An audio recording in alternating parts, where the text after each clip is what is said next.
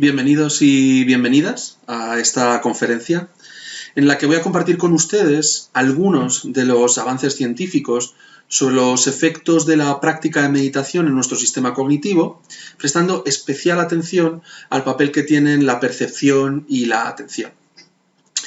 Antes de empezar, me gustaría agradecer formalmente la invitación al Instituto Paramita y en especial al venerable Lama Rinchen y a mi buen amigo el venerable Damcho. Permítame presentarme, mi nombre es Pablo Roca y trabajo como psicólogo clínico y como investigador en la Universidad Complutense de Madrid. Estoy muy interesado en el diálogo que se produce entre las tradiciones contemplativas y la ciencia contemporánea y la convergencia de estos dos sistemas epistemológicos con el objetivo último y con el objetivo común de reducir el malestar innecesario de las personas y promover su florecimiento y su bienestar.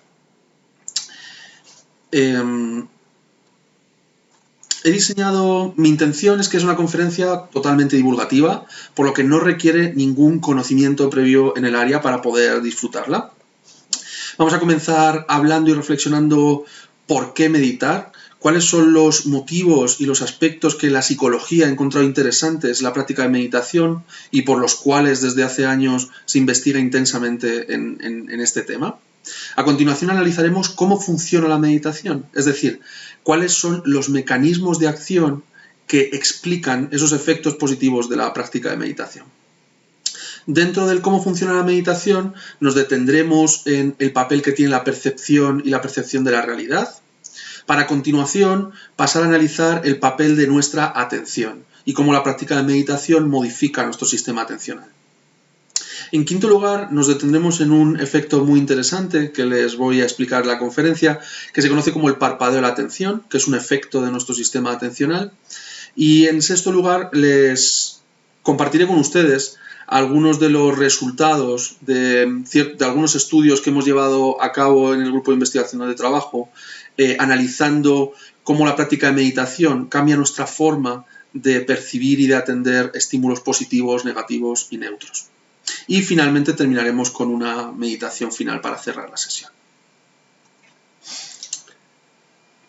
Bueno, creo que el contraste entre estas dos imágenes representa a la perfección el intercambio cultural que se ha producido y que se está produciendo entre Oriente y Occidente en las últimas décadas, ¿no?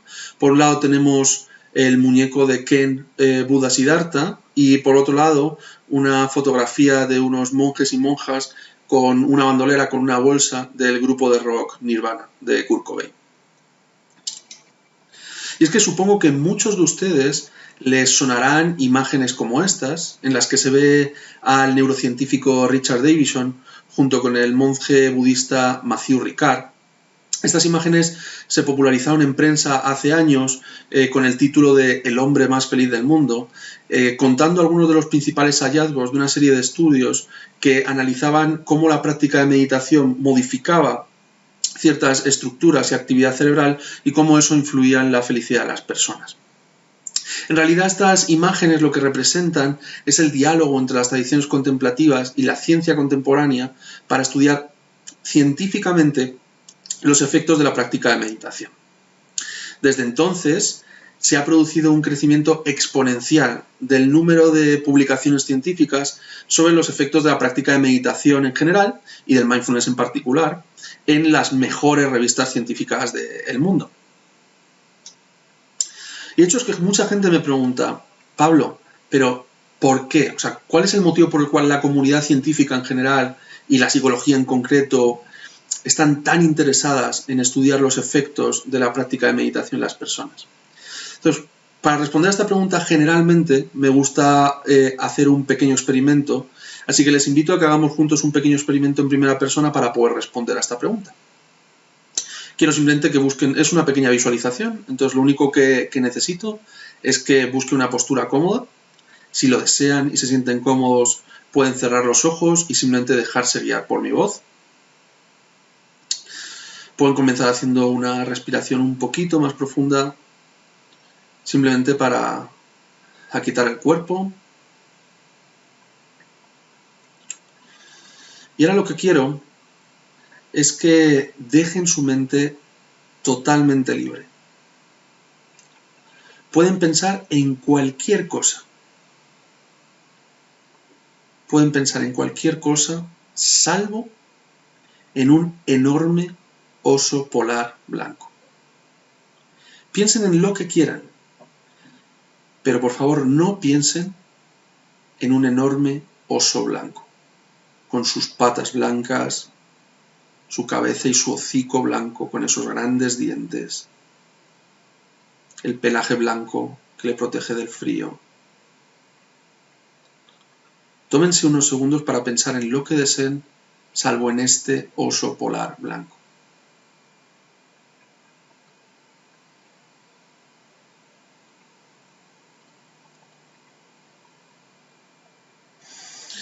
Hasta aquí. Ya pueden abrir los ojos de nuevo. ¿Alguien ha pensado en un oso polar, aunque sea por un solo instante durante esta pequeña visualización? Si la respuesta es que sí, no se preocupen, esto le sucede a un porcentaje enorme de personas, y es que este efecto se conoce como supresión del pensamiento, o el problema del oso polar. Y es un experimento real que se realizó hace años por el psicólogo americano Daniel Wegner. El profesor Wegner sacó dos grandes conclusiones de este estudio. La primera es que cuando la gente trata de enfocar su atención en algo, por norma general a los 5 o 6 segundos la mente empieza a divagar. Es una experiencia que todas las personas que hemos meditado creo que conocemos bien de cerca. Pero en segundo lugar, otro aspecto que encontró, y tal vez el más interesante para el ejemplo que traigo, que estoy poniendo sobre la mesa, es que cuando tratamos de suprimir un pensamiento y evitarlo, este se hace más y más fuerte, produciéndose un efecto rebote. No hay nada que le guste más a la mente cuando le decimos que no piense en algo, traernos ese pensamiento con más y más intensidad. Eso es lo que se llama el efecto de supresión del pensamiento. De hecho, me gustaría hacer una predicción sobre su atención durante esta conferencia. Y es que aproximadamente un 50% del tiempo que dure esta conferencia, usted va a estar pensando en algo absolutamente distinto al tema del que yo esté hablando. Dicho así, sé que suena un poco desalentador, sobre todo para el conferenciante, pero es la realidad para la mayoría de personas. Y es que en 2010, el profesor de Harvard, Daniel Gilbert, un gran experto a nivel mundial sobre estudios de la felicidad en psicología, realizó un estudio analizando a más de 5.000 participantes de 80 países del mundo usando una aplicación del móvil, una app, para investigar cómo divaga nuestra mente a lo largo del día. Y en este estudio encontraron dos hallazgos que son especialmente interesantes. El primero, encontraron que nuestra mente está divagando en torno al 47% del tiempo. Es decir, los participantes en la aplicación del móvil les saltaba de forma aleatoria durante el día un aviso, una notificación con una pregunta, que era: ¿está usted pensando en algo distinto a lo que está haciendo en este preciso instante? Lo que el profesor Gilbert encontró es que el 47% de las veces las personas estaban pensando en algo distinto a lo que estaban haciendo. Pero, y este es el dato verdaderamente interesante del estudio, quizás lo más importante es que encontraron que cuando la persona tendía a estar pensando en algo distinto a lo que estaba haciendo en el presente, también mostraba menores niveles de felicidad. Es decir, también se les preguntaba cómo de felices estaban en ese instante y se observó que había una correlación entre los momentos en los que la mente divaga y los momentos en los que la persona tendía a sentirse menos feliz. Pasemos ahora a otro estudio, tal vez uno de mis estudios favoritos para entender el por qué meditar, por qué es importante, por qué la psicología desde la psicología, las neurociencias y la ciencia en general nos interesamos por la práctica de meditación, es el siguiente. En este estudio, los investigadores colocaron a cientos de pacientes solos en una sala, solos con sus pensamientos, en una sala diáfana que no tenía ningún tipo de estímulo, y les colocaban allí durante 15 minutos. Después de esos 15 minutos, el investigador entraba y le pedía a los participantes que describieran cómo había sido esa experiencia de haber estado solo con sus pensamientos durante 15 minutos. Ante lo cual la gente solía decir que la experiencia había sido, en primer lugar, aburrida y sobre todo desagradable. Entonces estos investigadores se preguntaron, bueno, ¿cómo de aburrido y desagradable puede ser la experiencia de estar solo con tus pensamientos durante 15 minutos? Para lo cual desarrollaron un segundo estudio con una pequeña modificación. Y es la siguiente. De nuevo, cogieron un grupo de participantes, les metieron en esa sala diáfana sin ningún tipo de estímulos durante 15 minutos y les dijeron lo siguiente. Vas a estar durante 15 minutos solo en esta habitación con tus pensamientos. Por cierto, encima de la mesa tienes un botón. Si presionas ese botón vas a recibir una descarga eléctrica y es una descarga bastante dolorosa. No es necesario que presiones el botón. De hecho, el hecho de presionar el botón no va a hacer que el tiempo termine antes. Por tanto, presionar el botón depende absolutamente de ti. Haz lo que quieras. Te veo en 15 minutos. El investigador abandonaba la sala y después de 15 minutos entraba. Y al entrar, lo que encontraron fue que un 25% de las mujeres y un 66% de los hombres, repito, 66% de los hombres habían presionado el botón y habían recibido una descarga eléctrica alguna vez. De hecho, la mayoría de participantes lo presionaban más de una vez. E insisto que era una descarga eléctrica molesta y dolorosa, no era una vibración. Evidentemente no puedo avanzar sin enfatizar esta diferencia de género. El 66% de los hombres. Yo creo que es algo para que nos lo hagan mirar, ¿no? No voy a intentar dar una respuesta al respecto, pero desde luego es un dato peculiar. Así que cuando la gente me pregunta, Pablo, ¿por qué meditar? ¿Por qué la psicología y la ciencia está tan interesada en la práctica de meditación? Hombre, yo creo que aquí tienen una respuesta evidente. Y es que una de las principales conclusiones que se derivó de este estudio era que a veces el dolor físico se siente menos doloroso que pensar. Por lo que necesitamos aprender alguna forma de regular, de gestionar y de convivir con nuestra vida interior, con nuestros pensamientos, nuestras emociones y nuestras sensaciones. Y tal vez la práctica de meditación es una de las formas más directas para aprender a desarrollar una convivencia armoniosa y basada en la escucha con esa vida interior. Y es que actualmente existe una amplia evidencia científica proveniente de ensayos clínicos y de metaanálisis que muestran que la práctica de meditación en general y la práctica de mindfulness en particular produce numerosos beneficios en personas y en muestras de distinto tipo. Desde muestras de personas de población general, personas sanas, como también en poblaciones clínicas, sobre todo en poblaciones de personas que tienen algún trastorno de salud mental, entre los que se incluyen ansiedad, depresión, trastornos alimentarios. Pero no solamente la práctica de meditación no solamente tiene efectos positivos en la salud mental, sino que también tiene efectos positivos en la salud física, siendo un tratamiento coadyuvante ideal para ciertas patologías físicas que producen altos niveles de estrés y de somatizaciones derivadas del propio proceso de la enfermedad física, como puede ser el caso de los pacientes con cáncer o los pacientes con dolor crónico. Sin embargo, a pesar del amplio número de estudios analizando los beneficios de la práctica de meditación, actualmente no disponemos de mucha evidencia empírica de cuáles son esos mecanismos de acción que estarían explicando estos beneficios. Es decir, dicho en otras palabras, cómo funciona la práctica de meditación. Y la búsqueda de respuesta a esta pregunta es uno de los objetivos centrales de mi investigación. Afortunadamente, las tradiciones contemplativas han formulado múltiples explicaciones y respuestas para esta pregunta, para los cuales la psicología contemporánea ahora está tratando de buscar evidencia empírica para validar estos modelos. Y es que una de las dificultades para investigar en este área es que la práctica de meditación produce cambios en un amplísimo número de variables, lo que hace que la ecuación sea verdaderamente compleja. Aún así, los modelos teóricos y empíricos de los que disponemos en la actualidad parecen enfatizar que la práctica repetida de mindfulness, en este caso la práctica repetida de meditación, produciría cambios en sistemas cognitivos y emocionales, y especialmente con un papel central de los cambios en el sistema atencional. Estos cambios perceptivos, atencionales y emocionales, junto con un filtro que es muy importante, que es la actitud que se aplica a estas emociones y a estas cogniciones, una actitud de no juicio, una actitud de aceptación. Esta combinación de cambios cognitivos junto con la actitud de aceptación y no juicio es lo que terminaría produciendo estos cambios conductuales y las mejoras en la salud física y mental que perciben las personas.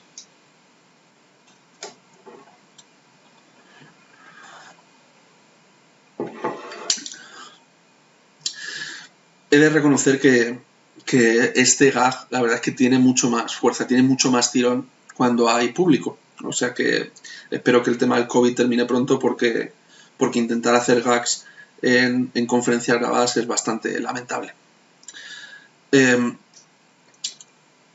Moving on. Continuamos. De hecho, es que los psicólogos, hablando de estos sistemas cognitivos, estos cambios producidos por la práctica de meditación, los sistemas cognitivos, perceptivos y atencionales, los psicólogos sabemos perfectamente la importancia que tienen los procesos cognitivos en general y la percepción en nuestro estado de ánimo y en nuestro bienestar. Por ejemplo, si atendemos a la definición clásica de estrés, observamos que el estrés es una respuesta adaptativa del organismo ante situaciones que nosotros percibimos como amenazantes, que evaluamos como amenazantes, lo que produce una serie de cambios en nuestra forma de pensar, actuar y sentirnos, y en concreto cambios que van acompañados de una elevada activación corporal, lo que nos prepara para hacer frente a esa demanda, a ese peligro, ¿no? Si no me equivoco, hace un par de semanas disfrutasteis de una conferencia de Jesús Garzón donde profundizaba sobre el funcionamiento del estrés, el sistema de lucha y huida, las bases biológicas y cerebrales del estrés. Por tanto, yo no voy a entrar en todo ese área. En mi caso, lo que voy a detenerme es más en este aspecto del papel que tiene la percepción en nuestra forma de entender la realidad y en nuestro estado de ánimo y en nuestro bienestar. Pero cuando hablamos de percepción, ¿a qué nos referimos? Bueno, pues la percepción se define como ese proceso mediante el cual obtenemos información del mundo por medio de los sentidos.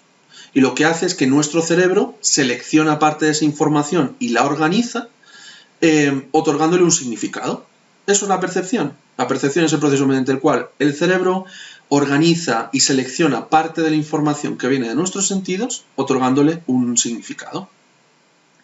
Y es que, aunque la mayoría de las veces esa interpretación y esa elaboración de la información por parte de nuestro cerebro es acertada, en ciertas ocasiones la percepción nos juega una mala pasada. Y es que supongo que muchos de ustedes recordarán esta imagen del vestido que se hizo tan viral hace unos años en redes sociales, en los cuales el debate giraba en torno sobre cuáles son los colores que componían este vestido. Afortunadamente, yo no he venido hoy aquí a tratar de resolver este debate incendiario de Twitter. Dejo a la gente de Twitter que siga peleándose por las cosas que desee. De hecho, cuando entiendes en realidad cómo funciona nuestro sistema perceptivo, te das cuenta que este debate es absolutamente absurdo. Vamos a ver con algunos ejemplos prácticos un poco mejor cómo organiza nuestro cerebro y nuestro sistema perceptivo la información del mundo. Supongo que muchos de ustedes conocerán esta imagen. Si no la conocen, les invito a que se tomen unos segundos para que analicen lo que ven en ella.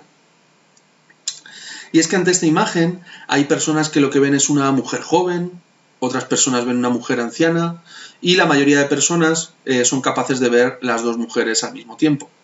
Sé que es un ejemplo muy clásico, pero en caso de que alguien no lo conozca, simplemente la mujer joven se ve, aquí puedes ver su ojo, es una mujer joven de perfil donde aquí está su ojo, esta es su nariz, esta sería su barbilla, su oreja, este es su cuello con un pequeño collar, esto sería un tocado que lo tiene en la zona de la frente, eso sería la mujer joven y esto de negro sería su cabello. En el caso de la anciana, la pueden ver aquí, este sería un ojo, este otro ojo, esto sería una enorme nariz, una boca, esto sería la boca de la anciana, una barbilla puntiaguda, casi como si fuera una bruja, y todo ello tapado por un velo. Esta ilusión juega con la forma en la que percibimos la información del mundo y se conoce como la ley de la figura de fondo. Y lo que dice esta ley es que nuestra atención se centra en las figuras y objetos destacándolos sobre el fondo, lo que genera muchas veces un conflicto visual entre las figuras y el fondo. Algo similar sucede en este cuadro del artista Charles Alan Gilbert, en el cual no sabemos si estamos viendo una mujer reflejada en un tocador, mirándose en un espejo, o lo que estamos viendo es una calavera. Y otro ejemplo más actual de este efecto lo encontramos en el logo de Carrefour, donde la mayoría de personas lo que ven son dos flechas de colores, una flecha azul que señala a la derecha, una flecha roja que señala a la izquierda, cuando en realidad lo que hay es la letra C de Carrefour. No sé si alguna vez la han visto, que es, si no miran la figura, si no miran el fondo, lo que pueden ver aquí en negro, donde estoy dibujando con el ratón, es la letra C de Carrefour.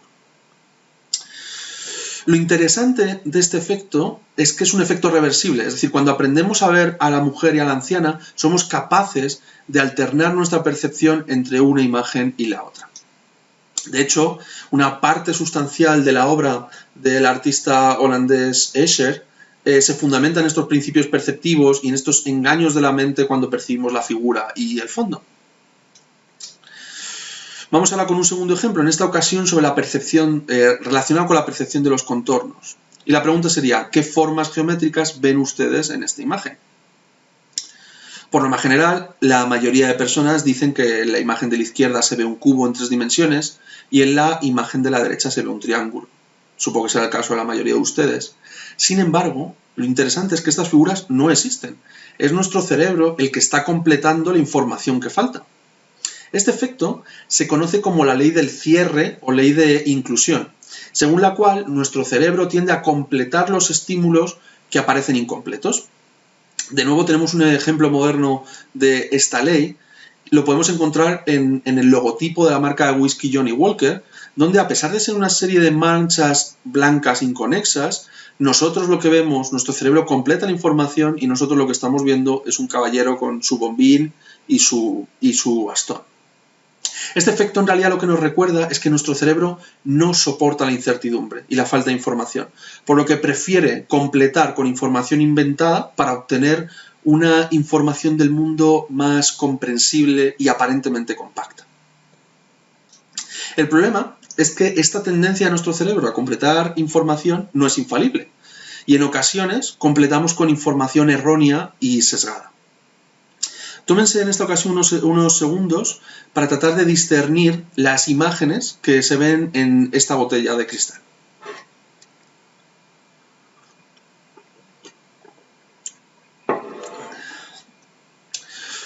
Lamento comunicarles que si en esta imagen no están viendo 9 delfines, significa que su cerebro les está volviendo a jugar una mala pasada otra vez.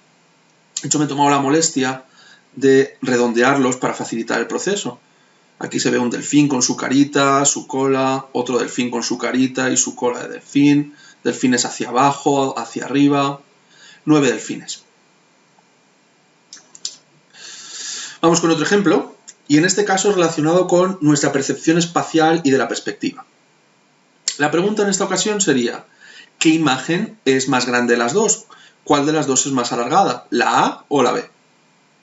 La mayoría de personas en este punto dicen que la imagen B. Bueno, la mayoría de personas en este punto ya han dejado de creer en mi palabra desde hace 2 o 3 diapositivas porque se dan cuenta que esto va de Pablo engañando a tu percepción con imágenes preparadas, ¿no? Pero si no estuvieran tan sesgados, la mayoría de personas dirían que la imagen más larga, sin duda alguna, a primera vista, es la imagen B. Pero en realidad, lo curioso es que estas imágenes tienen exactamente el mismo tamaño. Y si no me creen, vean este vídeo, que es bastante impresionante. Pueden ver cómo colocan esas dos figuras, aparentemente la blanca que está delante es más grande, y simplemente ahora lo que hacen es rotarlas. La roja pasa adelante y mágicamente la roja pasa a ser más grande para nuestros ojos. Pero si colocamos una encima de la otra, vemos que las imágenes son exactamente iguales. Esto se conoce como ilusión de Jastrow, y esta ilusión óptica se produce debido a la forma que tiene nuestro cerebro de organizar la información en el espacio para generar una sensación de perspectiva. De forma que nuestro cerebro está preparado para que la información, para que los estímulos que están más cerca y que están abajo parezcan más grandes que los que están por encima. Algo similar sucede en este otro ejemplo, conocido como las mesas de Shepard. De nuevo la pregunta es, ¿cuál de las dos mesas es más larga? De nuevo parece obvio a simple vista que la mesa más larga es la mesa de la izquierda, ¿correcto? Pues vamos a ver qué sucede. Como pueden ver, esto simplemente es alguien que lo ha hecho sobre madera, son piezas de un puzzle, saca la pieza de un sitio y la pieza de otro y simplemente las intercambia. No hay edición digital, no hay nada. Como pueden comprobar, las piezas son exactamente del mismo tamaño. Pero es que aun sabiendo que son del mismo tamaño, la mesa que está vertical parece más grande que la mesa que está horizontal, incluso aun sabiéndolo, incluso viéndolo delante de nuestros ojos, es difícil no percibir la imagen vertical. Y esto se produce porque nuestro cerebro está preparado para percibir las líneas verticales como más largas que las horizontales. Un aspecto fundamental para la percepción de la perspectiva. Vamos ahora con una ilusión óptica relacionada con la percepción del color. Este es otro ejemplo muy clásico, supongo que algunos de ustedes lo habrán visto en redes sociales. La pregunta en este caso es, ¿de qué color se ven ustedes los cuadrados? La mayoría de personas lo que dicen es que el cuadrado que está abajo se ve de color blanco y el cuadrado que está encima, el cuadrado superior, se ve de color gris. Pero por sorprendente que parezca, los dos colores son exactamente el mismo. De hecho, hay una forma de percibirlo y es que si colocan uno de sus dedos tapando la diagonal de la imagen, separando la imagen en la diagonal, van a poder comprobar cómo los dos cuadrados en realidad tienen el mismo color. Déjenme que les ayude, voy a simplemente colocar en la imagen una línea azul en medio. Estén atentos de la imagen, ahora mismo se ve blanco el de abajo y gris el de encima. Y si coloco una línea en medio, no he cambiado la imagen, es la misma imagen.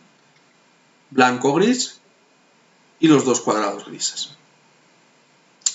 Lo impresionante es que da igual que sepamos que los dos cuadrados son grises, porque cuando quito esa línea, el cuadrado de abajo se ve blanco.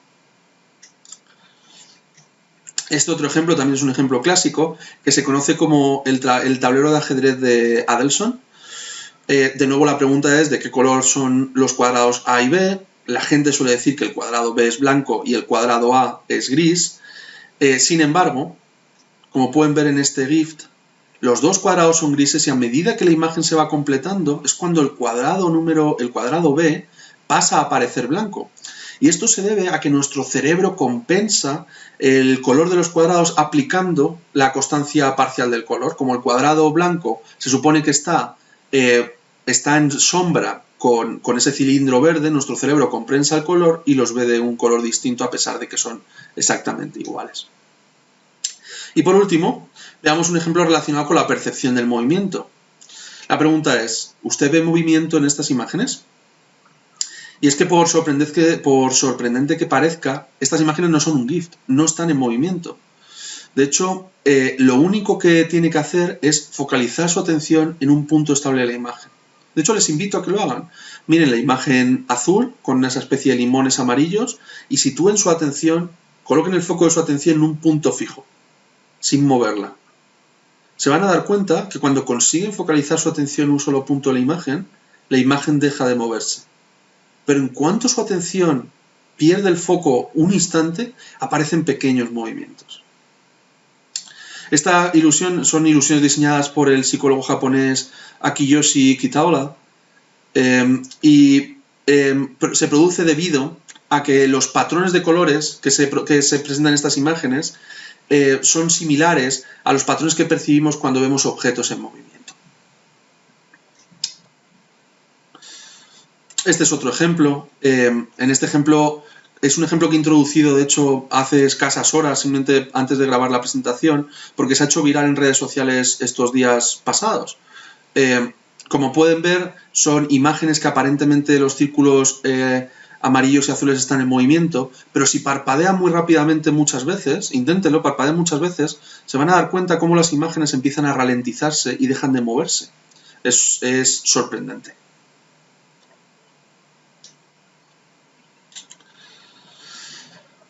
Siempre que meto este tipo de imágenes me hace gracia pensar cómo la gente está en su casa ahora mismo parpadeando rápido porque un tío que acaban de conocer les dice que parpadeen rápido para que dos círculos dejen de girar.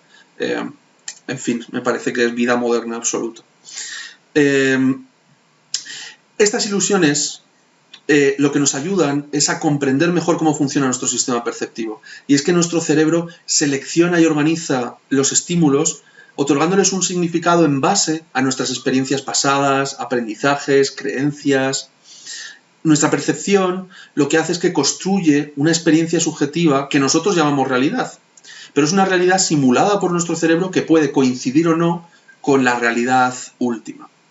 De hecho, los psicólogos conocemos perfectamente este ejemplo porque algunos de los trastornos mentales se caracterizan justamente por patologías que afectan a la percepción, como es el caso de las alucinaciones en la psicosis y la esquizofrenia, o la percepción de una imagen corporal distorsionada en el caso de los trastornos alimentarios. De hecho, supongo que a muchos de ustedes, al igual que a mí, les sonará de algo esta idea de la realidad como una ilusión producto de nuestra percepción. Y es que en las tradiciones contemplativas, sobre todo en el hinduismo, a este concepto se le denomina maya o ilusión. Es decir, nuestras experiencias pasadas y aprendizajes, que es lo que se conoce como karma, nos conduce a una percepción ilusoria de la realidad. Este concepto de la percepción ilusoria también se refleja en otros conceptos orientales, otros conceptos provenientes del budismo, como son la duplicidad y la percepción dualista, que se manifiesta a 4 niveles. La percepción en la forma en la que percibimos a nosotros mismos, a otras personas, a la humanidad en general y al mundo. La duplicidad, de hecho, es una de las 24 pasiones negativas menores, donde se expresa la idea de que vivimos atados a una realidad ilusoria y no a una realidad última. Y este concepto de realidad ilusoria también se recoge en el budismo en los discursos clásicos de Buda recogidos por Anguttara Nikaya, donde se sistematizan 4 errores perceptivos básicos, o 4 errores básicos de nuestra percepción, que son, si mal no recuerdo, la percepción de lo permanente en lo mutable, la percepción del placer en el sufrimiento, la percepción de uno mismo donde no lo hay, y la percepción de esplendor en lo abyecto y lo vil. De hecho, no sé si se han percatado, pero en todas estas ilusiones y juegos perceptivos hay una constante que nos ayuda a escapar de la ilusión, y es enfocar nuestra atención. Si se han dado cuenta, en varios de los ejemplos les invitaba a enfocar su atención en un punto de la imagen, quitando una parte de la imagen, llevar su atención a un punto. Porque cuando hacemos el esfuerzo de percibir las imágenes desde otra perspectiva, redirigiendo voluntariamente nuestro foco de atención a una parte en concreto de la realidad, es cuando esa ilusión desaparece. Y este fenómeno lo que nos recuerda es que nuestra percepción depende de la atención. ¿Les suena de algo esta idea de que la percepción, de dirigir la atención como una forma de ver una realidad distinta y menos sesgada? Efectivamente, el entrenamiento del foco atencional es uno de los aspectos centrales de la práctica de meditación. Cuando meditamos aprendemos, sobre todo cuando practicamos mindfulness, aprendemos a dirigir nuestra atención de una forma consciente y voluntaria a una parte de la realidad, a un subconjunto de la realidad. Puede ser la respiración, un mantra, las sensaciones corporales, un sonido. Y eso, dirigir la atención de esta forma a un subconjunto de la realidad, nos ayuda a tener una visión del mundo menos sesgada. De esta forma, la práctica de mindfulness nos ayuda a tomar conciencia de todos estos automatismos y errores perceptivos que están tan a la base del sufrimiento, del estado de ánimo y del bienestar de las personas. También se habrán dado cuenta, como habrán comprobado, los publicistas, el marketing y los diseñadores conocen a la perfección este tipo de ilusiones perceptivas. Lo hemos visto en el logo del Carrefour, en el logo de la marca de whisky de Johnny Walker. De forma que los publicistas utilizan estas fallas de nuestro sistema perceptivo y atencional para determinar nuestros deseos, gustos, preferencias y patrones de consumo.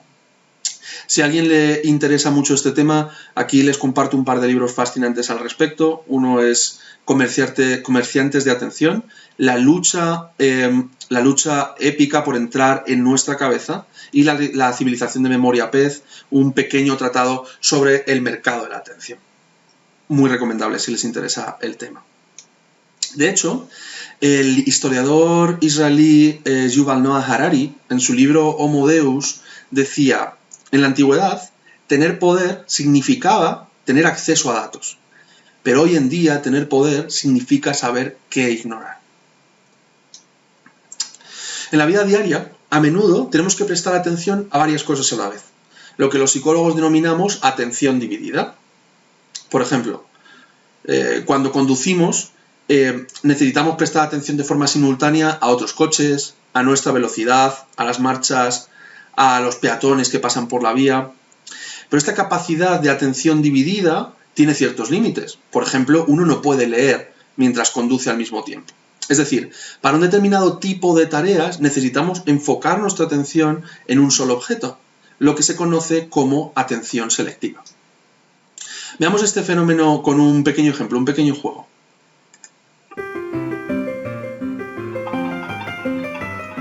Clearly, somebody in this room murdered Lord Smythe, who, at precisely 3:34 this afternoon, was brutally bludgeoned to death with a blunt instrument. I want each of you to tell me your whereabouts at precisely the time that this dastardly deed took place.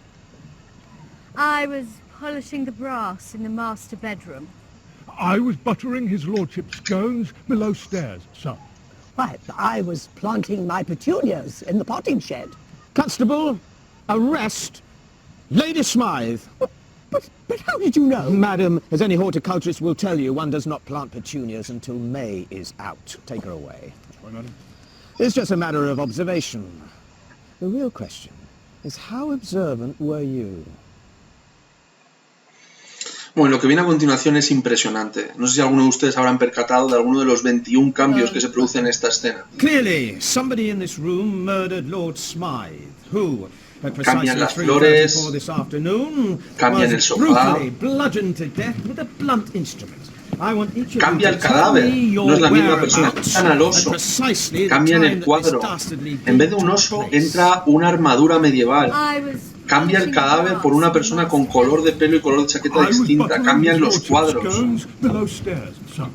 Why, I was planting my petunias in the potting shed. Constable, arrest Lady Smythe. Muy impresionante, la verdad. De hecho, este fenómeno se conoce como ceguera atencional y lo que hace es evidenciar que tenemos serias dificultades para percibir un estímulo cuando no estamos atendiendo a él, a pesar de que se encuentren delante de nuestras narices. En otras palabras, la vida se esfuma delante de nuestros ojos si no prestamos atención al momento presente de forma consciente. De hecho, siempre comparto este vídeo, por norma general, cuando lo he compartido alguna vez en clase con alumnos o con personas interesadas, hay personas escépticas que siempre me dicen, ok, Pablo, pero todas estas imágenes y este vídeo es que está preparado para que no lo percibas, para que no percibas qué sucede. Ante lo cual siempre me gusta responder con otro vídeo que me parece verdaderamente impactante, mucho más ecológico, una situación parecida pero en la vida real. Déjenme que les narre el vídeo mientras lo vamos viendo. Las imágenes son de baja calidad porque se tratan de una cámara de seguridad en el metro de Washington. Y ese músico callejero que ven a la izquierda, en realidad no se trata de un músico callejero, sino que se trata de Joshua Bell, uno de los mejores violinistas del mundo. En 2007 realizó un experimento tocando en el metro de Washington durante 1 hora. El violín que están viendo en pantalla es un violín con casi 300 años de antigüedad. Y durante esa hora, durante ese tiempo, casi 1.100 personas pasaron por delante de Bell tocando. ¿Quieren saber cuántas personas se pararon a apreciar la obra? Sigamos viendo un momento el vídeo a cámara rápida.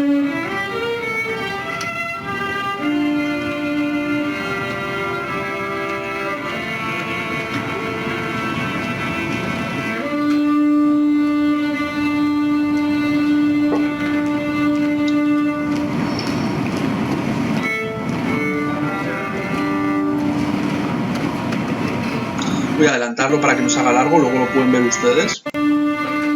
Aquí se va generando un pequeño grupo, pero es un grupo mínimo de personas. Y aquí termino. De las 1.100 personas que pasaron delante de Joshua Bell durante esa mañana, tan solo 7 se pararon, de los cuales muchos de los que se paraban, aunque sea un minuto, eran niños y niñas pequeños, por lo cual eso me consuela porque hay esperanza para el futuro. Lo interesante es que Bell recaudó $30 en esa hora, cuando en cualquiera de sus conciertos el precio mínimo de una butaca para escucharle es de $100 o superior. Y es que, aunque nosotros no seamos conscientes, nuestra atención parpadea. ¿Qué pensarían si les dijera que su sistema atencional está funcionalmente ciego inmediatamente después de procesar un estímulo? Todos sabemos que nuestros ojos parpadean varias veces por minuto, pero poca gente es consciente de que su sistema atencional también parpadea, experimentando pequeños apagones cuando cambiamos nuestra atención desde un estímulo hacia otro estímulo. Estos pequeños apagones se conocen como el parpadeo de la atención. En 1992, Jane Raymond y su grupo de investigación desarrollaron una tarea experimental para medir este efecto del parpadeo de la atención. En la tarea original se presentan una serie de números de forma muy rápida en el centro de la pantalla. Y dentro de esa secuencia de números se introducen dos letras, como en ese ejemplo la letra D y la letra A. La tarea de la persona consiste en ignorar los números y tratar de identificar las letras que se han introducido dentro de esa secuencia de números. Es una tarea verdaderamente difícil. Vamos a ver un ejemplo para que se hagan una idea a qué me refiero.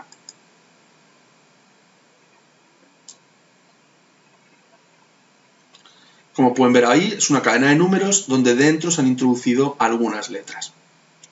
Como han visto, es una tarea verdaderamente difícil si uno no dedica toda su atención y sus recursos en intentar percibir las letras dentro de esa cadena.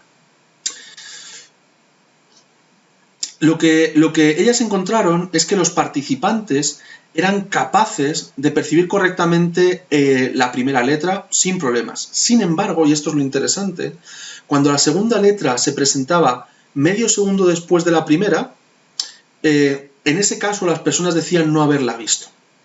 ¿Eso qué significa? Eso significa que el parpadeo de la atención es un déficit de nuestro sistema atencional que se produce cuando la identificación de un segundo estímulo se reduce o no se identifica cuando dicho estímulo aparece entre 200 y 500 milisegundos después del primer estímulo. Ese periodo de 500 milisegundos es lo que se conoce, es lo que denominamos el parpadeo de la atención. La siguiente pregunta sería, ¿y entonces por qué se produce este parpadeo de la atención? Y es que cuando se analizó la tarea del parpadeo atencional junto con la activación cerebral, se observó un modelo en dos estadios, en dos etapas. En este modelo lo que se observaba es que la primera letra producía potenciales, producía activación cerebral, ondas cerebrales relacionadas con el procesamiento visual del estímulo. Y además de esas ondas cerebrales también producía activación cerebral relacionada con la actualización de la memoria en la memoria de trabajo, la actualización de la información en la memoria de trabajo. Dicho de otra forma, la primera letra produce activación cerebral en las áreas que tienen que ver con el procesamiento visual y en las áreas que tienen que ver con la toma de conciencia. Sin embargo, y esto es lo interesante, cuando esa segunda letra se introduce medio segundo por debajo, tan solo medio segundo después de la primera, solo produce activación en las áreas relacionadas con el procesamiento visual, pero no en las áreas relacionadas con la toma de conciencia. ¿Esto qué quiere decir? Quiere decir que en realidad esa segunda letra sí la has visto, esa información está en tu cerebro, la has procesado visualmente, pero tú no eres consciente de que la hayas visto. Por ello, en realidad, esta tarea del parpadeo atencional es una forma de medir indirectamente el funcionamiento de nuestra conciencia y por tanto se postula como un paradigma y una tarea verdaderamente interesante para investigar los cambios cognitivos producidos por la práctica de meditación. De hecho, originalmente se pensó que este efecto del parpadeo de la atención era un efecto inmutable, que se trataba de una limitación de nuestro sistema atencional que simplemente debíamos aceptar. Sin embargo, en 2007, el profesor Richard Davidson y su grupo de investigación encontraron que la práctica de meditación era capaz de reducir estas tasas del parpadeo de la atención. Para ello, lo que hicieron fue aplicar la tarea del parpadeo atencional junto con mediciones de la activación cerebral antes y después de un retiro de meditación, en este caso un retiro de meditación vipassana, de 3 meses, donde los participantes iban a estar una media de 12 horas al día meditando. lo que encontraron es que después del retiro se producía una reducción significativa de las tasas del parpadeo atencional en el grupo de meditadores en comparación con el grupo de controles. ¿Esto a qué me refiero con que se producía una reducción del parpadeo atencional? Que los meditadores no solamente eran capaces de ver la primera de las letras, sino que incluso eran capaces de ver la segunda letra, incluso cuando ésta se introducía por debajo del medio segundo, donde se supone que nuestro sistema atencional está funcionalmente ciego. Por todo lo anterior, hace unos años, en el grupo de investigación donde trabajo, comenzamos un proyecto con el objetivo de replicar los resultados de este estudio, pero en este caso en meditadores que realizan un entrenamiento de meditación mucho más breve, estandarizado, sin necesidad de irse a un retiro donde dedican tantas horas, sino en un entorno mucho más ecológico, donde continúan con sus trabajos y con sus obligaciones diarias, para ver si un entrenamiento mucho más breve y ecológico de meditación también es capaz de modificar estas tasas del parpadeo de la atención. Por otro lado, actualmente tenemos bastante información sobre cómo la práctica de meditación cambia nuestro sistema cognitivo y atencional. Sin embargo, tenemos muy poca evidencia sobre cómo cambia nuestra forma de percibir estímulos positivos, negativos y neutros, cuando en realidad la percepción de los estímulos positivos, negativos y neutros es un aspecto fundamental para determinar nuestro bienestar y nuestra forma de relacionarnos con el mundo. Si a alguien le interesan los detalles técnicos de este estudio, yo ahora solamente voy a dar unas pinceladas muy generales para que se hagan una idea de lo que encontramos, pero si a alguien le interesan los detalles técnicos, el estudio está publicado, entonces si lo buscan en internet fácilmente van a poder acceder al mismo. Como les decía, el objetivo de este estudio era examinar cómo la práctica de distintos tipos de meditación, en este caso la práctica de mindfulness y de compasión, en programas estandarizados, podía afectar a la forma en la que distribuimos nuestros recursos atencionales entre estímulos negativos, positivos y neutros, utilizando para ello este paradigma ideal del parpadeo atencional ligeramente modificado para responder a nuestras hipótesis. Además, aprovecho este foro para agradecer profundamente a todos aquellos meditadores que pacientemente dejaron su tiempo y su esfuerzo con tan buena voluntad para contribuir al estudio de los efectos de la práctica de meditación. Entonces, a todos aquellos que contribuisteis en aquel momento, muchísimas gracias. Aquí tenéis un esquema de la tarea. Como podéis ver, es la misma tarea del parpadeo de la atención. Lo que pasa es que en esta ocasión los números, los distractores, pasan a ser caras puzzle, caras con los píxeles desordenados, y los estímulos que eran las letras, que era lo que la persona tiene que identificar, en este caso son expresiones faciales con distintas emociones. ¿Qué es lo que modificamos? Nosotros lo que vamos a modificar es la distancia de estas dos caras, de forma que si yo pongo las dos caras muy juntas será muy difícil percibir la segunda, y si pongo las dos caras más lejos será más fácil percibir ambas. La tarea de la persona, por tanto, era identificar las emociones de las caras naturales que se introducían dentro de esta secuencia de caras puzzle. Pero yo creo que lo mejor para verlo es hacer un ejemplo en primera persona.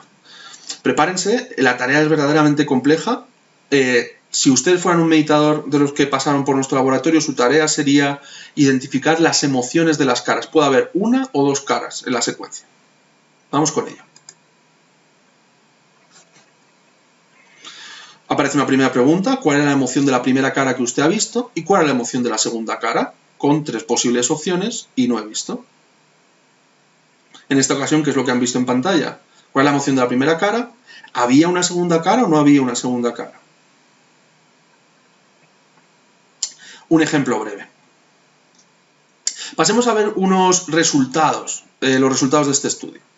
En esta gráfica que ven en pantalla, lo que se presenta es el porcentaje de identificación correcta de la emoción de la segunda cara para tanto antes como después de los programas de meditación, para los 3 tipos de tiempos en los que nosotros presentábamos las caras: la condición difícil, donde las dos caras están muy juntas, una condición media y una condición fácil, donde en principio todo el mundo tendría que ser capaz de identificar ambas caras. Y lo que observamos es que se produce un incremento significativo de la identificación de la segunda cara después de los programas de meditación.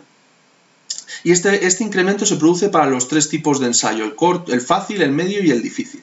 En otras palabras, en castellano, lo que se produce es una reducción del parpadeo atencional hacia estímulos emocionales después de los programas de meditación. Como pueden ver, esta reducción evidentemente es mucho más marcada en el caso de la línea azul, que es el ensayo difícil, donde se ve que los meditadores mejoran bastante sus tasas de acierto en esta condición difícil donde las dos caras están muy juntas, su parpadeo mejora. Pero tal vez uno de los resultados más interesantes y novedosos de este estudio es el que encontramos cuando analizamos las diferencias en función del tipo de emoción. En resumen, lo que encontramos es que estas reducciones del parpadeo atencional después de los programas de meditación varía en función del tipo de emoción. Y en concreto lo que vimos es que en el caso, cuando la segunda cara era una cara negativa, era una cara de enfado, solo se producía mejora en los ensayos difíciles, en los cortos, de 200 milisegundos. En el caso de las caras positivas, de las caras de alegría, se producía una mejora en los ensayos cortos y medios. Y en el caso de las caras neutras, se producía una mejora en los 3 tipos de ensayo. Recientemente hemos replicado estos resultados introduciendo un grupo control, un grupo de personas que se les evaluaba con 8 semanas de distancia y que no practicaban meditación durante ese periodo, con la idea de resolver si los resultados que habíamos encontrado anteriormente se debían al hecho de que la persona hacía la tarea 2 veces o realmente eran cambios producidos por la práctica de meditación.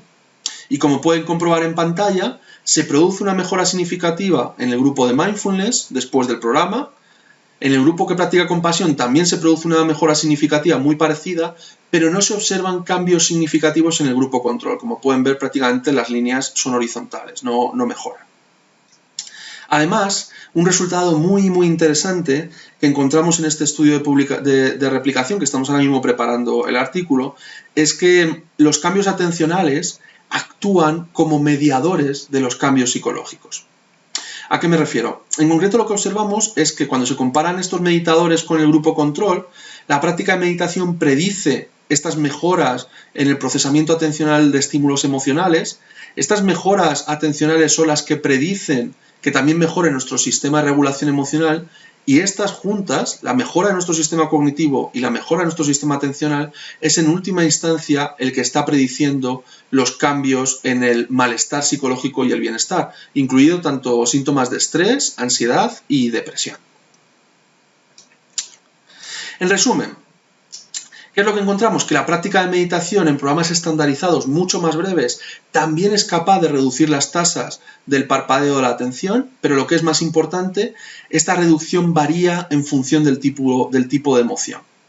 Además, los datos sugieren que estos cambios atencionales en el procesamiento de estímulos emocionales son un mecanismo de acción clave para entender los efectos psicológicos que tiene la práctica de meditación en nuestros síntomas de estrés, ansiedad, depresión y en nuestra sensación de bienestar. Estos resultados lo que sugieren es que incluso programas muy breves de meditación, porque estamos usando programas que duraban 8 semanas, en los que la persona tiene que meditar en torno a 30 minutos al día, una sesión semanal de 2 horas, 2 horas y media, incluso un entrenamiento tan compacto de meditación es capaz de alterar etapas muy tempranas y automáticas del procesamiento atencional de estímulos, incrementando la flexibilidad de nuestros recursos atencionales. Un resultado que es verdaderamente interesante. Además, estas diferencias que encontramos entre estímulos negativos, positivos y neutros sugieren que la práctica de meditación sería capaz de modificar nuestros sesgos atencionales, como si los meditadores tuvieran una distribución de la atención mucho más balanceada hacia todos los estímulos en general. Como hemos visto, se produce una pequeña mejora en los estímulos negativos. ¿Por qué? Porque los estímulos negativos son estímulos que evolutivamente estamos preparados a percibirlo. Nuestro sistema cognitivo está muy preparado a responder muy rápido ante la amenaza entre los estímulos negativos porque nuestra supervivencia depende de ello. Por tanto, ya somos muy buenos de forma natural percibiendo lo negativo.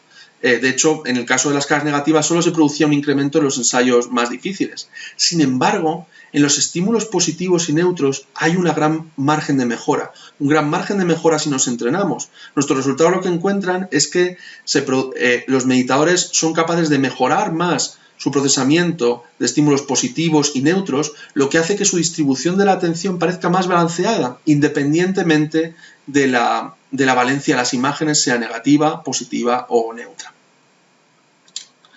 De hecho, este procesamiento más equilibrado de la información emocional en meditadores podría ser interpretado como un indicador indirecto de la ecuanimidad, que es uno de los 4 estados sublimes o actitudes inconmensurables.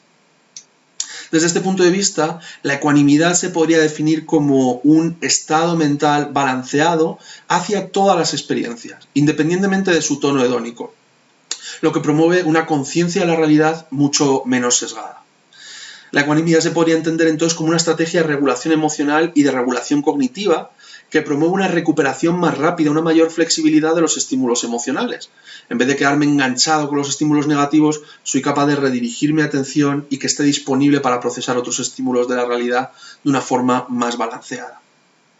De hecho, durante la práctica de meditación, los meditadores aprenden a reconocer cuando su mente divaga en emociones, sensaciones, independientemente de que sean negativas, positivas o neutras, se observan esas sensaciones, esas experiencias con una actitud de aceptación y no juicio, y amablemente se redirige la atención hacia el foco de la atención, hacia el objeto primario de la meditación. Por otro lado, el vínculo entre la práctica de meditación y el procesamiento de estímulos emocionales también se vincularía a otro concepto proveniente del budismo, que es el concepto del tono hedónico, que es uno de los 4 fundamentos de la atención. El tono hedónico o el tono de las sensaciones, que puede ser placentero, displacentero o neutro. Los Vedanas, este tono hedónico se definiría como el tono hedónico positivo, negativo o neutro de los objetos de la percepción, que surge de la interacción de nuestros sentidos con el entorno. El sufrimiento, por tanto, proviene de nuestra tendencia automática para evitar lo desagradable, aversión, o aproximarnos a lo placentero, conocido como apego. Lo interesante de esta definición es que el tono hedónico, primero, significa que el tono hedónico, que diferentes personas pueden experimentar diferentes tonos hedónicos ante un mismo estímulo. Es decir, no todo el mundo percibimos el mismo tono hedónico ante una misma realidad. Hay gente que le gusta el picante, otra gente no. El tono hedónico además sería un poderoso disparador de ciertos pensamientos, emociones y conductas que nos conducen al sufrimiento por medio de este sistema de evitación de lo que no nos gusta y de aproximación de lo que sí nos gusta. Los meditadores lo que hacen es aprender a tomar conciencia de ese tono hedónico que proviene de las experiencias del momento presente, desarrollando esa actitud de aceptación y no juicio y rompiendo esas tendencias automáticas de aversión y apego, de aproximación y de evitación, que están tan a la base del sufrimiento de las personas. Lo interesante, una cosa muy interesante de estos resultados tiene que ver con los estímulos neutros, que en Occidente, en sociedades occidentales, por norma general, estos estímulos neutros se perciben como aburridos o insípidos. Pero desde un punto de vista meditativo, estos tonos neutros son una fuente de descanso y de paz, donde los practicantes aprenden a depositar, primero aprenden a trascender el aburrimiento en una satisfacción serena y aprenden a utilizar estos tonos neutros como una forma de reequilibrar el efecto de las idas y venidas con los tonos positivos y negativos.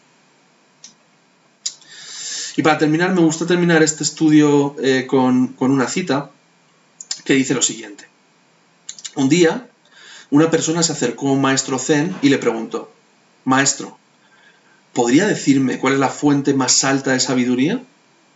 El maestro cogió su pincel y escribió: «Atención».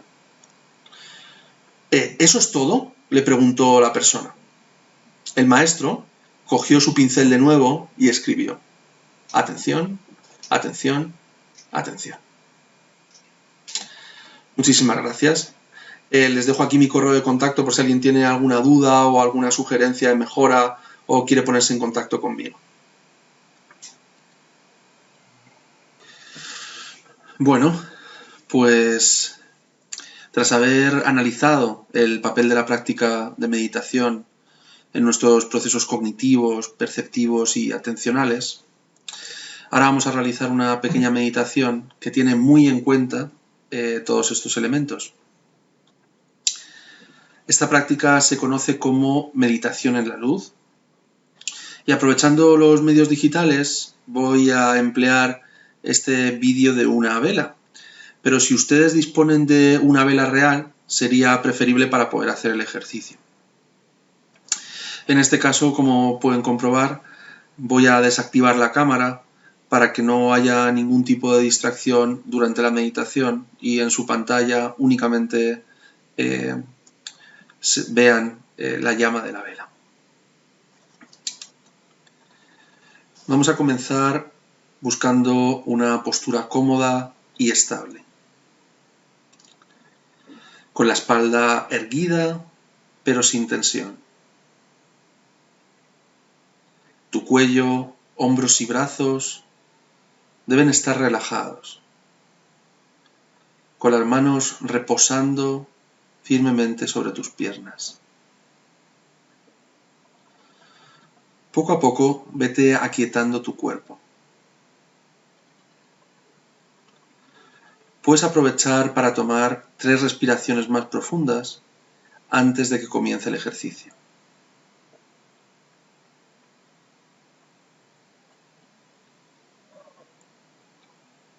Dirigiendo tu atención a las sensaciones que producen estas respiraciones en tu cuerpo.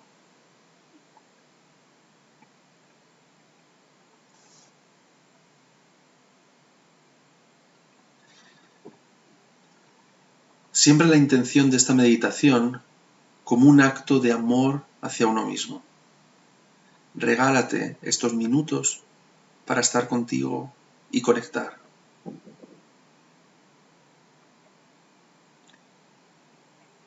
Comienza observando la llama de la vela. Explora sus diferentes colores y movimientos. Deleítate unos instantes con la imagen cautivadora del fuego.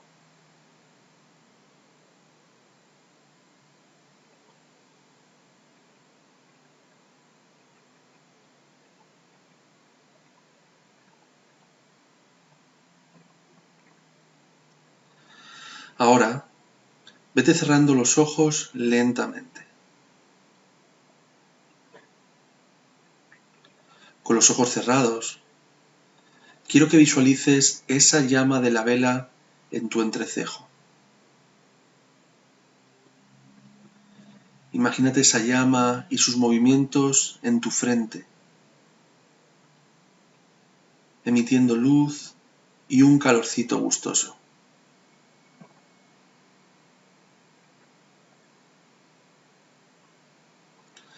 Ahora esa pequeña luz atraviesa poco a poco tu frente y se introduce en el interior de tu cabeza.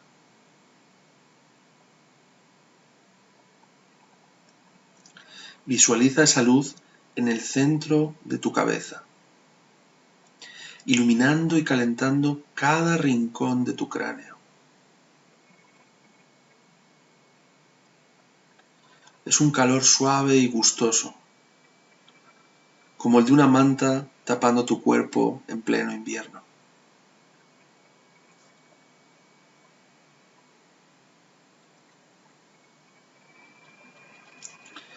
Ahora, esa pequeña luz se desplaza hasta tus ojos. Imagina cómo la luz ilumina y calienta ambos ojos.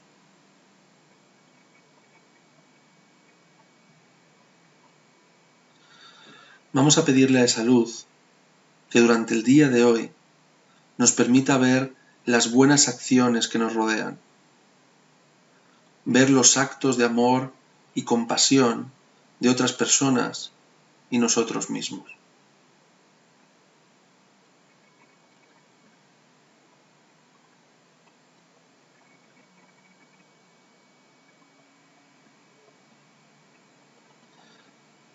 A continuación, esa pequeña luz se desplaza lentamente hasta nuestros oídos. Imagina cómo la luz llega a tus orejas e ilumina cada pliegue y cada orificio.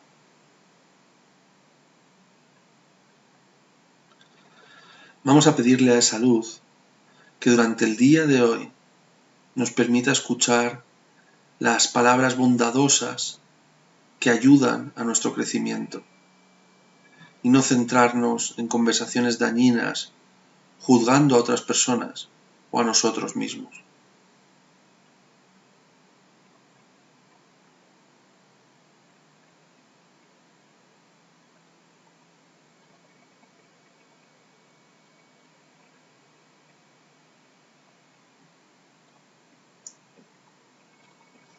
Desde los oídos, esa pequeña luz se dirige ahora hacia tu boca.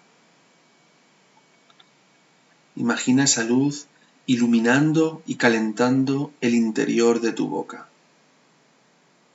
tu lengua, tu paladar, tus dientes, tus labios.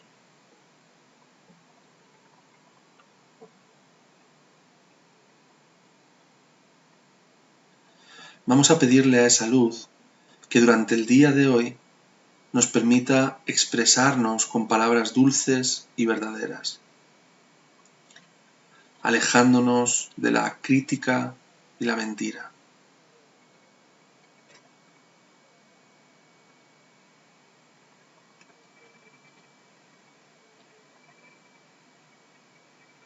Ahora, toda tu cabeza ha quedado iluminada,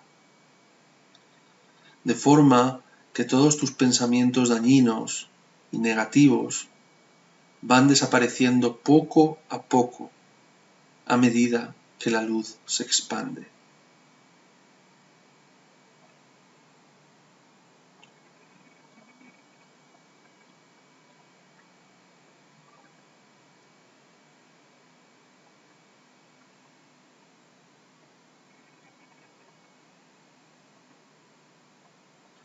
A continuación, esa pequeña luz empieza su viaje desde el interior de tu cabeza hacia las manos, visualizando toda la trayectoria que realiza esa luz pasando por tu cuello y garganta. Cómo la luz se divide en dos y baja por los hombros, los brazos, hasta que, finalmente, llega hasta tus manos.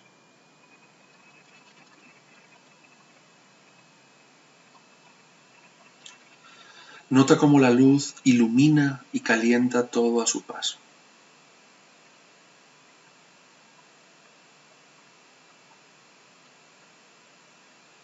Finalmente, la luz se aloja en tus manos.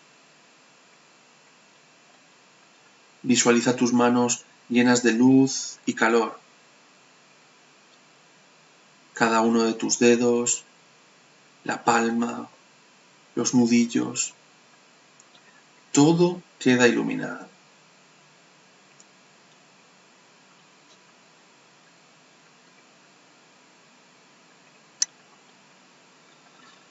Vamos a pedirle a esa luz que durante el día de hoy permita que nuestras manos nos ayuden a realizar acciones amorosas, acciones destinadas a ayudarnos a nosotros mismos y ayudar a otras personas.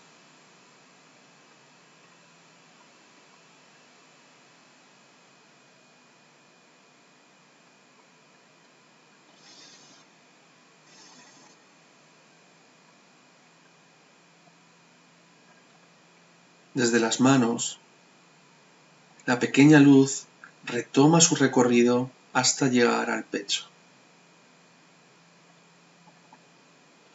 Visualiza cómo la luz vuelve a ascender por los brazos y hombros, cómo se junta de nuevo en la zona final del cuello y cómo lentamente desciende hasta el centro de tu pecho, en el plexo solar, iluminando y calentando todo el tronco y la espalda con su luz.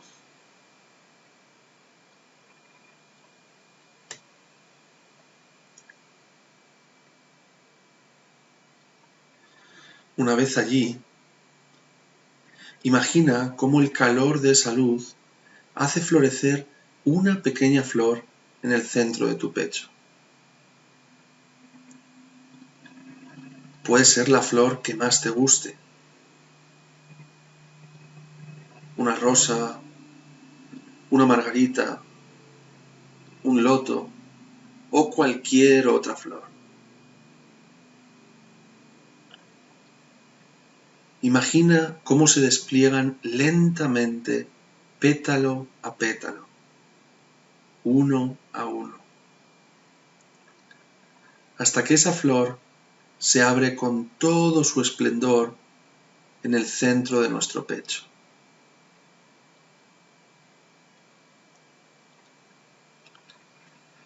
Vamos a pedirle a esa luz y a esa flor que durante el día de hoy disfrutemos de emociones positivas y serenas.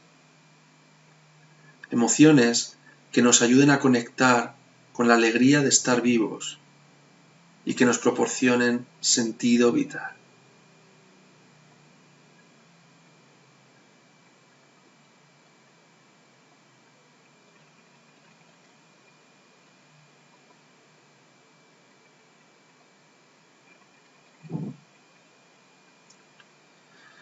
Esa pequeña luz continúa su largo trayecto, en esta ocasión en dirección a tus pies.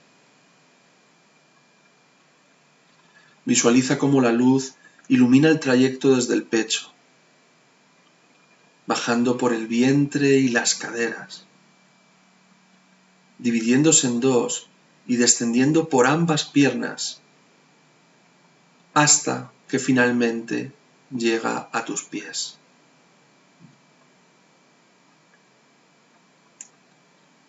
Imagina esa luz iluminando y calentando tus pies. Se trata de un calor gustoso, como en verano cuando pisamos la arena de la playa por la tarde. Visualiza cómo cada dedo, la planta, el empeine, el talón, quedan iluminados gracias a esa luz. Vamos a pedirle a esa luz que durante el día de hoy permita que nuestros pies y nuestras piernas nos encaminen hacia lugares buenos, hacia lugares donde encontremos paz y nos rodeemos de personas que nos aprecian y nos ayudan a crecer y evolucionar.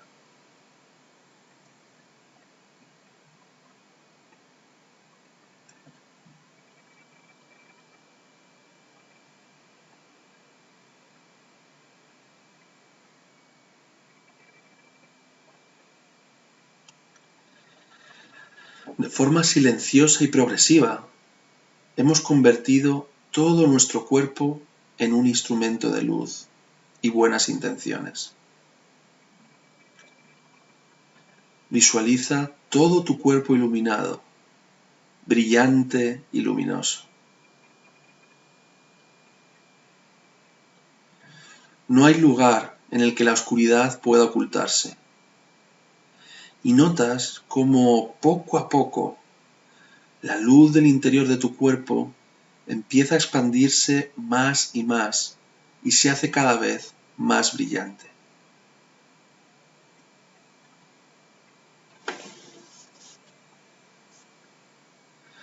Permite que esa luz se expanda más allá de los límites de nuestro cuerpo, iluminando la habitación en la que estás sentado y a todas aquellas personas que se encuentren en esa sala.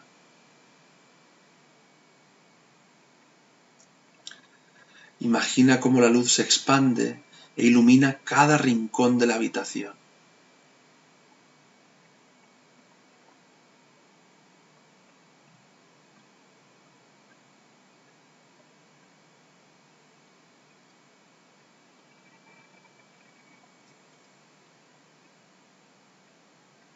Poco a poco, esa luz se expande en círculos cada vez más y más amplios, abarcando poco a poco todo el edificio donde nos encontramos, la calle, el barrio, la ciudad.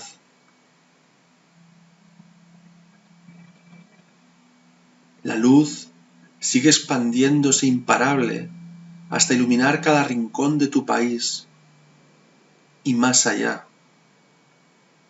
atravesando fronteras y océanos, hasta que finalmente ilumina el mundo entero.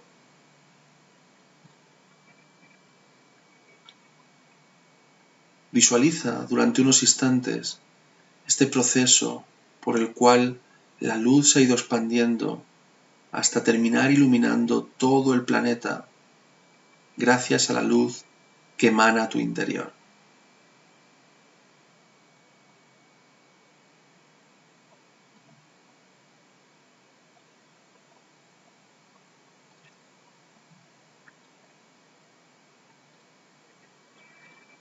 En este proceso de expansión de luz, nos detenemos unos instantes a mandar luz a nuestros seres queridos,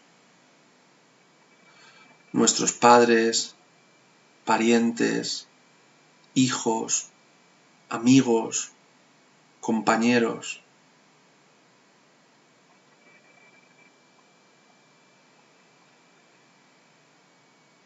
Imagina sus rostros allí donde estén, disfrutando de la luz y el calor que emanas.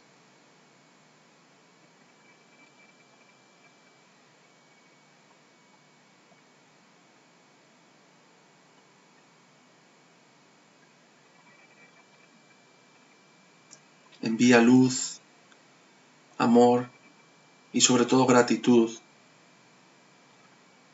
a tus seres queridos, la gente que te acompaña y te ha acompañado en tu vida.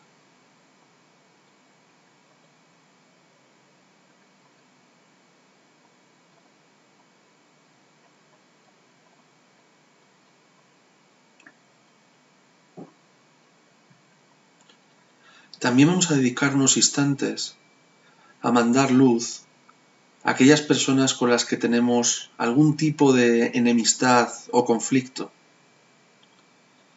Ese compañero de trabajo con el que te llevas mal, ese jefe que a lo mejor te hace la vida imposible, o ese familiar malhumorado que siempre está gruñendo cuando está contigo.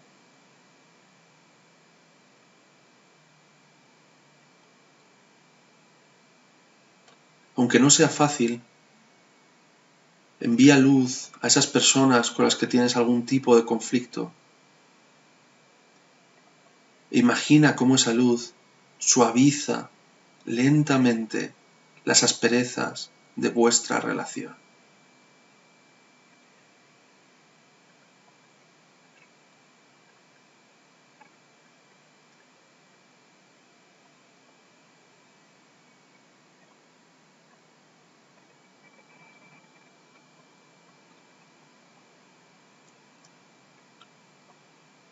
También mandamos luz a todas aquellas personas del mundo que están sufriendo y a las que no conocemos.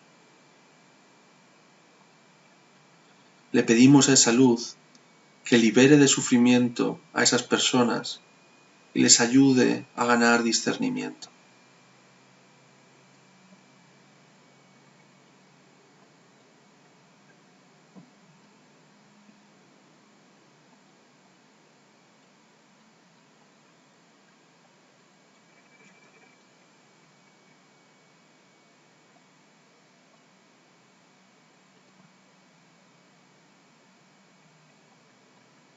El proceso avanza imparable hasta que finalmente terminamos enviando luz a todos y todas los seres vivos del mundo.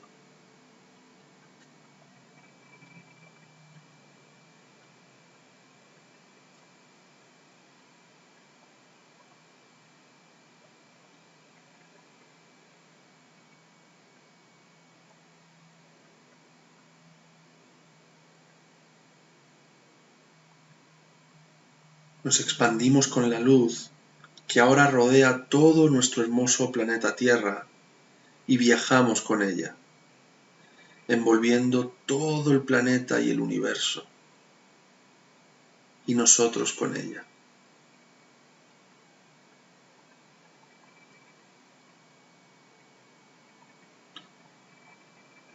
Tú eres la luz capaz de iluminar el mundo entero.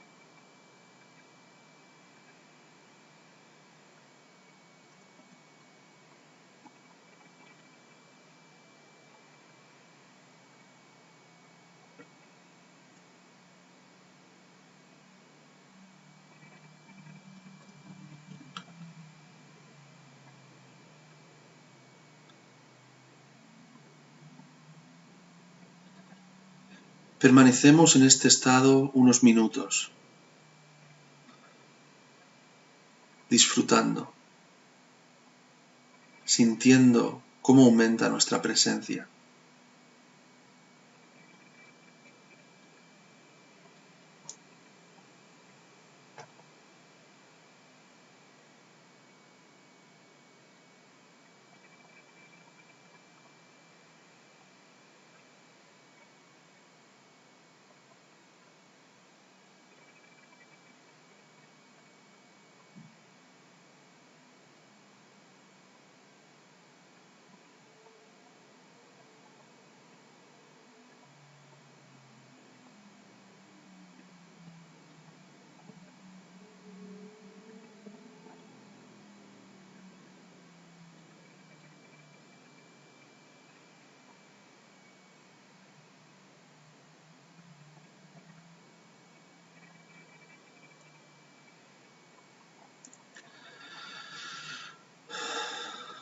Vamos a ir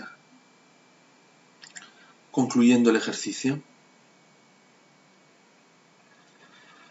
Antes de terminar, tal vez quieras felicitarte a ti mismo o a ti misma por haberte tomado este tiempo para estar contigo y reconectar. Trata de expandir este estado más allá de esta meditación, integrando estos aprendizajes en tu día a día.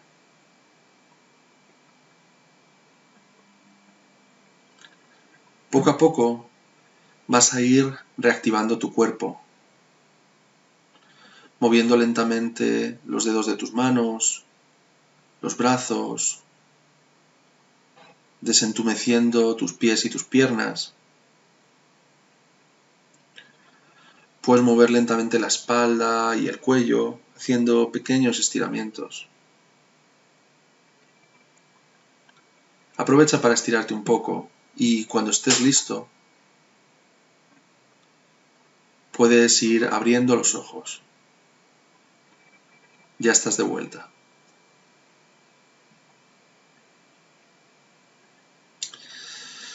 Muchas gracias de nuevo y me alegra haber podido compartir este rato con ustedes. Les deseo un feliz día.